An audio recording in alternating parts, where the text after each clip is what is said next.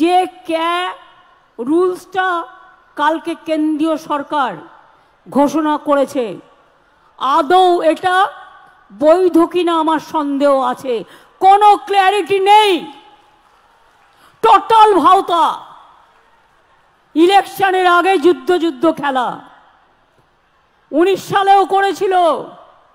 2019 সালে এনআরসির নামে আসামে 19 লক্ষ লোকের মধ্যে 13 লক্ষ বাঙালি হিন্দুকে বাদ দেওয়া হয়েছিল। অনেক মানুষ দুঃখে আত্মহত্যা করেছিল।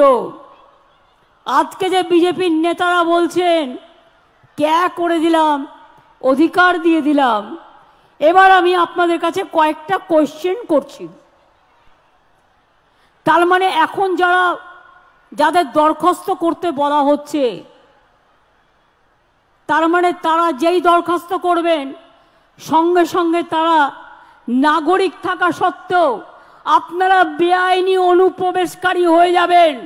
তাহলে আপনাদের সম্পত্তি কি হবে, আপনাদের চাকরি বাকরি কি হবে, আপনাদের ছেলে মেয়েদের পড়াশুনো কি হবে, সবটাই বেআইনি ডিক্লেয়ার হয়ে যাবে।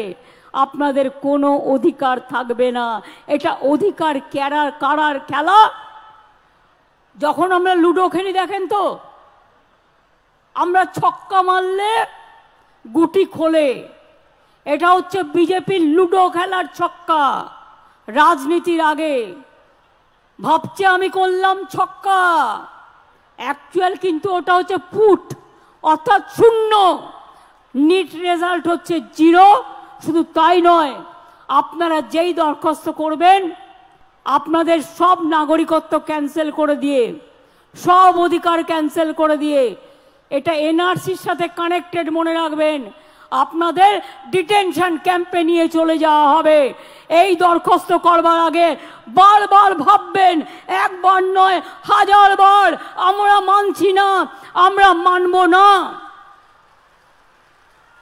একটা মানুষ যদি অধিকার পায় আমি খুশি হব, কিন্তু একটা মানুষ যদি বঞ্চিত হয় তার সামনে দাঁড়িয়ে আমি তাকে শেল্টার দেবো। বাংলা থেকে বিতাড়িত কাউকে আমি করতে দেব না।